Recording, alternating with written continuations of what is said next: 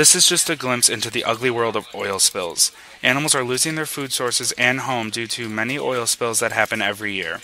The marine life has no idea about what an oil spill is, therefore by the time they notice, it will already be too late for the animal to move to a different location.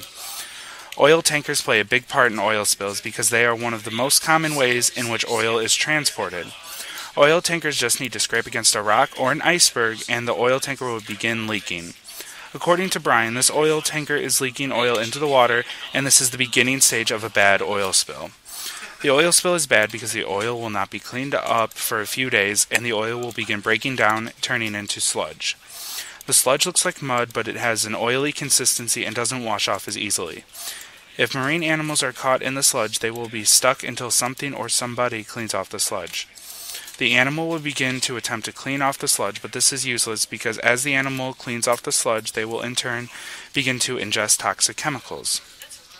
The rate at which our waters are becoming polluted is astonishing. According to Brian, if all the oil rigs in the Gulf of Mexico were to explode at the same time, more than 40% of the Gulf would be covered in oil. By the time all of that oil would be cleaned up, more than half of the species in the Gulf of Mexico would be found dead. This number is absolutely appalling because if it were to happen, one of the most beautiful places in America would be completely ruined. This image shows a picture of the way oil breaks down after sitting in the water for a couple of days. Some people believe that water and oil never mix, but here is proof that it does. According to France, the longer oil sits in the water, the more toxic the oil becomes. This is due to the chemicals that in the oil that break down mixing with the salt water. France also stated that if oil spills were to happen in non-salt water, the oil would not break down as quickly. But the salt acts as a catalyst, speeding up the breakdown process. Oil spills cause massive amount of damage to the marine environment, but one of the oil spills cleaned up, then the marine life will begin to return to normal.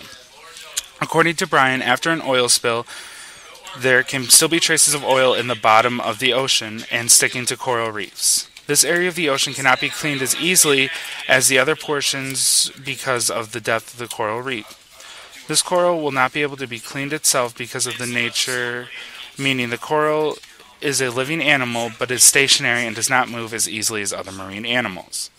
Coral reefs feed by filtering passing water, meaning that they let water pass through but keep important microscopic organisms for nutrition. According to Brian, when oil begins to sink to the bottom, the coral mistakes the oil for food, allowing it to stay in its system, which, as the oil is broken down by the coral, it is slowly poisoning itself. In the image, one can clearly see how coral is beginning to die.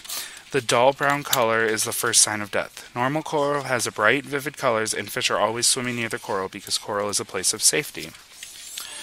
The ocean is a wonderful place, full of beautiful creatures. When we drill into the ocean floor, we are slowly taking this away from the marine animals. As the oil rigs leak into the ocean, the animals will slowly begin to die off. According to France, the immune system of some marine animals is not nearly as strong as that of humans, therefore causing the animals to die. The oil needs to be cleaned from the ocean so we can preserve the lovely water for future generations. Thank you for listening to my slideshow. My name is Chris Kunapasik, and for more information, please click on the links provided.